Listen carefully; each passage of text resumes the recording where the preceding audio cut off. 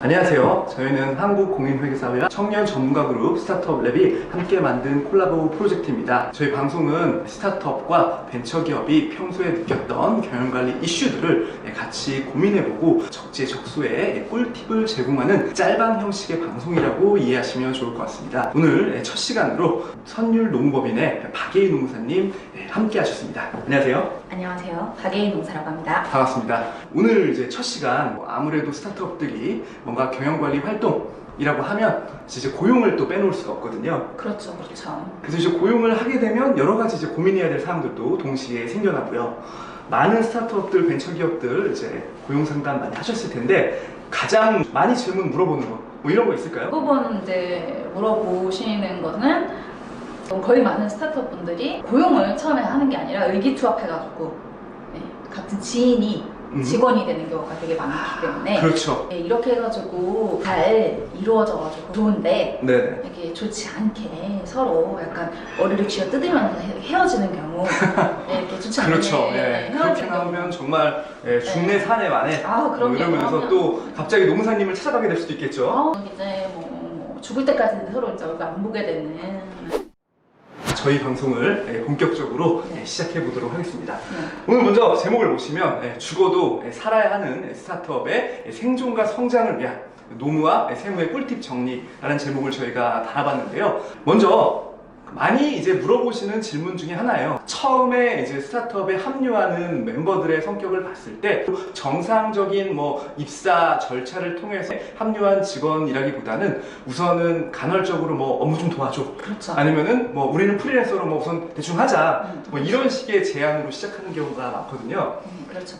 그러다 보니 그 인건비의 성격이 과연 근로자인지 아니면 프리랜서인지에 따라서 사실 여러 가지 노무와 세무 처리가 달라지는데 많은 분들이 그 부분에 대한 명확한 개념을 갖고 계시지 못하더라고요. 맞아요. 대부분 세무 쪽에서는 어떻게 나누시나요? 이제 뭐 세무에서는 근로자의 어떤 성격은 근로기준법에서 당연히 정한 실질에 따라가야 되는 게 맞죠. 그 근로자성이 있는지 없는지에 따라 그에 맞는 세무 처리를 당연히 해야겠죠. 가장 스타트업과 벤처기업이 고민하고 있는 포인트들을 좀 정리해봤습니다. 처음에 아무래도 가장 중요한 건 말씀드렸다시피 근로자성에 해당되냐 그렇지 않냐에 따라 달라지겠죠. 이 부분은 노무사님이 해결해 주실 거라 믿습니다. 다들 우리가 일을 한다라고 하면 왜 일을 할까요? 돈을 벌기 위해서 하는 거 아닐까요? 그렇죠. 돈 다 벌기 위해서 하는 거기 때문에요. 돈을 벌기 위해서 일을 한다라고 하면 다 근로자라고 할 수 있습니다. 아까 말씀해 주신 것처럼 근로기준법에는 이렇게 명시가 되어 있어요. 근로자는 직업의 종류를 불문하고 임금을 목적으로 근로를 제공하는 자. 딱 이렇게 한 줄이 나와 있어요. 그렇기 때문에 분쟁이 되게 많은 거거든요. 너무 심플하네요. 네, 너무 심플하니까. 손해 판례나 이런 곳에서는 근로자를 판단하는데 이러한 기준들을 한번 살펴봐라 라고 해가지고 여기 나와 있는 대로 많이 나와 있습니다. 우선적으로 첫 번째 사용 종속성. 이름이 되게 어려워 보여요. 사용 종속성? 경제적 종속성? 무슨 의미인가요? 우선적으로 내가 그 사람한테 이제 지휘 감독을 받는다. 그 사람에게 명령. 오늘은 이거를 해라. 내일까지는 이거를 해라. 라고 명령 받아가지고 일을 하는 거. 명령을 받아서 일을 한다라는 개념은 근로자로서 일견 수긍이 가는데 근데 만약에 프리랜서에게도 뭔가 지시를 할 수는 있잖아요. 네, 할 수는 있죠. 다만 이제 만약에 제가 회사를 다녀요. 어제 술을 너무 많이 마셨어요. 피곤하겠죠. 그래서 피곤해요. 많이 드셨죠 어제? 네? 어제요? 네. 어제는 하루 건너뛰었습니다. 다행이네요. 항상 소주 한 병씩은. 많이 마셔가지고 도저히 출근 못할 것 같대요. 친구한테 전화해서 네가 오늘 하루만 내 대신 출근을 해달라 라고 해가지고 친구를 보낸다. 이게 가능할까요? 내가 근로자 회사를 다녀보셨으니까. 뭐 저 대신 누군가를 보낸다는 생각 자체를 해본 적이 없어서. 그렇죠. 근데 만약에 프리랜서 같은 경우에는 내가 진짜 뭐 술병이 났거나 아니면 너무 몸이 힘들다 그러면은 노무사님 케이스인 것 같긴 한데. 내가 몸이 너무 힘들다라고 했을 때는 그 일을 줬으니까 그 일을 그냥 기한까지만 끝내주면 되는 거잖아요. 그러니까 내가 재하청을 줄 수 있다는 거죠. 거기서 많이 갈리네요. 네, 그렇죠. 노무의 대체성. 사용 종속성이 없다라는 표현을 쓰는 건가요? 네, 그렇죠. 거기에서? 네, 그렇죠. 경제적 종속성은 그럼 뭘까요? 경제적 종속성이 한 사람한테만 거의 있는 거죠. 우리 대부분 회사 다닐 때 경업 가능한가요? 경업? 뭐 일반적으로 큰 회사들은 다 금지되어 있는 걸로 알고는 있죠. 큰 회사만이 아니라 거의 모든 우리나라의 회사들은 겸업이 거의 금지돼 있다라고 보시면 됩니다. 프리랜서들은 어때요? 내가 그냥 일을 받아와서 내가 일을 할 수 있는 만큼 네. 다 쫙 할 수가 있는. 경제적 종속성은 어때요? 겸업을 할 수가 없으니까 그 딱 한 회사에서만 일을 해서 월급을 받으니까 거기에 종속될 수밖에 없는 거죠. 그래서 요새 이제 유튜버들도 네. 사실 이제 일을 하면서 퇴근 후에 자기의 콘텐츠를 만들면서 광고 수익을 내고 있는데 네. 그걸 회사들이 그렇게 싫어한다면서요? 겸업을 하게 되면 어때요? 주 5일 일하고 나중에 나머지 일은 네. 일을 하니까 결국 그분은 어때요? 주 7일 일하죠. 언제 그렇죠. 쉬어요? 쉴 틈이 없죠? 그러게요. 네. 그러다가 만약에 이틀에서 일하는 게 5일 일하는 것보다 훨씬 나아져요. 음. 그러면은 회사 다니는 거에 집중하겠어요? 집중 안 하죠. 여기에 집중하게 되죠. 그러다 보면은 뭐 우선순위가 바뀌게 된다라거나 뭐 이렇게 되는 경우가 많기 때문에 그래서 경업을 금지하는 경우가 많아서 그래서 경제적 종속성.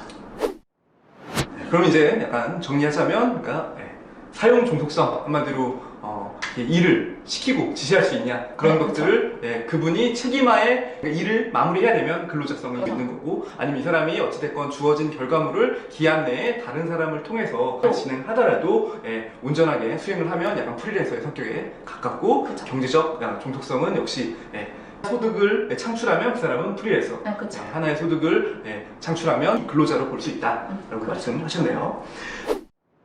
계속해서 말씀을 드리자면 아무래도 당연히 근로자가 해당되면 주휴수당, 그 다음에 뭐 연차수당, 퇴직금 지급해야 될 의무가 그럼요, 생기죠. 그럼요. 회사 입장에선. 근데 우선적으로 연차 같은 경우에는 1년 이상 네. 일을 한다라고 하면 네. 15일 또 나간 근로자가 있다라고 하면 퇴직금. 우리 기본적으로 어떻게 생각하죠? 한 달치. 그렇죠. 이제 어때요? 연차법이 바뀌었죠. 어떻게요? 연차가 예전에는 2년 동안에 쓸 수 있는 연차가 15일이었다면 법이 개정이 됐기 때문에 2년 동안 사용할 수 있는 게 26일이 됐습니다. 그래서 이분이 하나도 연차를 사용하지 않으셨다라고 하면 26일치의 연차수당을 보상을 해주셔야 돼요. 그러니까 어때요? 퇴직금 한 달치. 26일. 그것도 한 달치인데요? 네, 한 달치 거의. 그리고 마지막 달 월급까지 네. 거의 3개월치 해가지고 나가고요. 어차피 줄수당은 월급 안에 거의 포함이 되어 있으니까요. 그분이 나간다라고 하실 때는 마지막에는 거기에 대한 좀 부담이 더 있으시죠. 그렇군요. 또 해고도 어렵다라고 그렇죠. 나와 있잖아요. 네, 해고. 그래서 오늘 당장 우리랑 빠이빠이 네. 바이 짜이찌엠 하고 싶다 네. 라고 했을 때는 해고 애고수당이라는 걸 지급을 해야 됩니다. 왜냐면 30일 전에 이야기를 하거나 네. 아니면은 30일째 돈을 주고 내보내야 되기 때문에 그럼 그 사람이 1년 다녔다 치면은 아까 말씀드렸다시피 퇴직금 지급을 하고요. 그 다음에 연차수당 26일치 그럼 30일분에 네. 참 복잡하네요. 이런만큼 해고가 어렵다. 그래서 이 프리랜서 계약을 선호하는 분들도 계신데 이게 프리랜서냐 근로자냐 계약의 어떤 형식에 따라 좌우되는 게 아닙니다. 기본적으로 근로자성이 있냐 없냐를 가지고 판단을 하는 거고 실제로는 근로자성인데 그냥 그분이 형식적으로 프리랜서 계약이라고 하더라도 퇴사하실 때 이제 인사하고 바로 집에 가지 않고 근처에 고용노동청을 찾아간다는 거.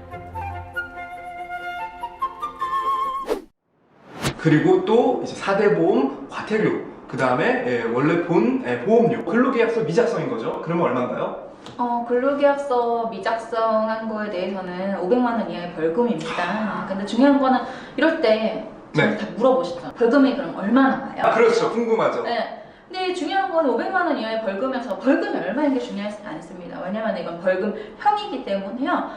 어떻게 허접에 예쁘게 빨간 줄 후과자 될 수 있으시다라는 거 그거 생각하셔야 되기 때문에 정말 프리랜서로 쓰실 거면 확실하게 프리랜서로 근로자를 할 거면 확실하게 선 그어가지고 확실하게 그렇게 운영하셔야 된다는 거 생각 잘 하셔야 됩니다. 뭐 우리는 지인이니까 너무 가족 같으니까 그렇지 않다 뭐 이렇게 얘기를 하는데 제가 뭐 간혹 가다가 진짜 농담처럼 얘기하는데 지금은 가족 같은데 가가 없어진다. 두 번째로 저희가 고민해야 될 부분이 근로자냐 아니면 등기 이사냐 이 부분에 대한 얘기입니다. 그럼 이분들이 과연 어떻게 이제 근로자성 아니면 등기 이사냐 구분하는 부분 먼저 말씀해 주시죠. 근로계약, 위임계약. 우선적으로는 대부분 이제 우리가 회사를 처음 스타트업을 만들 때 어떻게 해요? 정관 딱 만들어가지고. 그렇죠. 정관 작성하죠. 네, 정관 작성하면 그 안에 누구누구 들어가죠? 대표님 들어가고. 네. 그 다음에 이사님 그렇죠. 들어가고. 감사? 감사. 네. 뭐 이렇게 많이 들어갑니다. 그래서 이사, 감사 여기까지 하는 거예요. 위임계 아까 그 이야기를 해서요. 근로자는 아닙니다. 여러분들도 뭐 잘 아시겠지만 분들 어때요? 누구 지시하고 막. 좀 뭐 약간 권위적인 느낌? 네, 뭐 잘못하면 어때요? 다 내가 책임지고 떠나잖아요. 그래서 임원이 뭐의 약자다? 임시 직원의 약자다. 사실 이 스타트업이나 벤처기업은 약간 다릅니다. 내가 등기 이사라는 임원의 네. 직책을 가지고는 있으나 실질적으로 업무를 하는 거 보면은 네. 이사는 아니에요. 그냥 직원 같은 느낌으로. 아니 누가 봐도 직원. 그래요. 누가 봐도. 누가 봐도 직원이에요. 네. 네.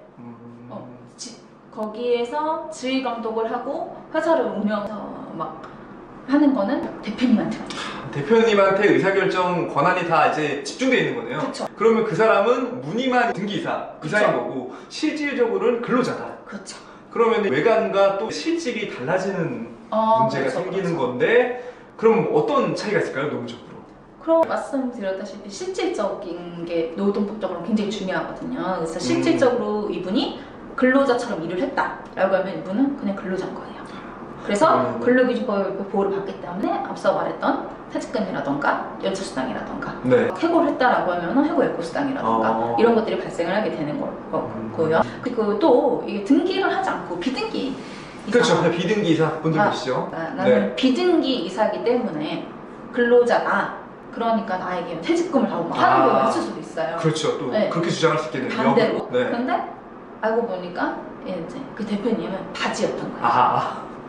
실제 그분이 비등기 지배자. 이사 그냥 완전 다 아우른다. 네. 네, 치면 이제 그분이 사용된 거예요. 그러네요. 네. 실질을 따진다. 네, 그분은 네. 그 근로기준법의 보호를 받을 수 없는 사용자의 그 위치에 있다. 그게 이제 사규가 적용이 되냐 안 되냐. 예, 그렇죠. 라는 그렇게 걸로 보는 이제 거죠. 구분할 수 있고. 예. 이제 세무적으로 보면 임원일 경우에는 상여금 지급 규정이 있어야지만 비용이 인정이 가능합니다. 반면에 근로자면 근로자에게 뭐 열심히 일한 거에 대한 대가를 뭐 더 주고 뭐 덜 주고 이런 것들은 별도의 지급 규정이 없더라도 비용 처리가 가능하다. 이러한 차이점이 있고요. 또 이제 그 임원의 보수 총액 한도라는 것들이 있는데 정관 또는 주총 결의사항으로 위임이 가능합니다. 즉 임원이 5명인데 임원들의 총 보수 한도가 상여 연봉 포함해서 총 5억이다. 그러면 그 5억이라는 게 정함이 있어야 되는 거고요. 직원들은 그렇지 않아도 된다. 아무래도 보드 멤버끼리 서로 중요한 의사결정을 본인들이 하다 보니까 본인들 후한 결정을 내리는 것을 어떻게 보면 경계하는 거다라고 이해하셔도 무방하고요. 마지막으로 4대 보험 같은 경우에는 근로자랑 좀 이사랑 좀 차이가 있지 않을까요? 근로자는 아까도 말씀드렸다시피 의무가입입니다. 내가 들고 싶다, 들고 싶지 않다 선택할 수 있는 거 아닙니다. 월 60시간 이하로 일을 하시거나 한 달로 따져가지고 8일 미만으로 일을 하시는 분들 같은 경우에는요 고용하고 뭐 산재만 가입을 하시거나 이렇게 하는 경우가 있지만 네, 그 예외적인 상황인 거고요. 근로자라면 무조건 4대 보험은 의무가입이다 라고 보시면 되고요. 네. 여기 보시면 이제 그 임원분들 같은 경우에는 연금이랑 건강 같은 경우는 무조건 가입을 하셔야 하고요. 그 사용자분들도 고용이랑 산재 가입하실 수 있어요. 하지만 보수가 없다면? 네. 없다면? 네. 가입할 의무가 없는 거. 네. 대신 어떻게 해야 되냐면 무보수 확인서를 써가지고 그렇죠. 제출을 해야 되죠. 초기 스타트업은 돈을 아직 벌지 못한 상태라서 급여 책정을 안 하는 경우가 있습니다. 그럼에도 불구하고 이제 공단 측에서 연락이 오는데 그때는 무보수 확인 내역서를 작성해서 제출하시면 4대 보험을 납부하지 않으셔도 됩니다. 마지막으로 기타 고려할 사항으로서 고용보험에 가입을 하면 고용이 증대되는 효과가 또 드러나기 때문에 이제 고용 관련 지원금도 용이하게 받을 수 있는 그런 장점이 있지 않을까요? 네, 있습니다. 고용과 관련된 세제 혜택과 장려 지원금들은 저희가 다음 영상에 좀 상세하게 준비를 해서 제공할 예정입니다. 오늘은 저희가 크게 두 가지 배웠습니다. 이 근로자냐 아니면 프리랜서냐. 이 두 가지를 구분하는 고려 사항들을 좀 논의해 봤고요. 그 다음에 근로자냐 아니면 등기사냐 이 사람들의 성격과 노무적인 관계, 그 다음에 세무 처리에 대한 얘기를 정리해 봤습니다. 감사드리고요. 저희가 다음 시간에는 더욱더 좋은 컨텐츠로 찾아뵙도록 하겠습니다. 감사합니다. 안녕히 계세요. 안녕히 계세요.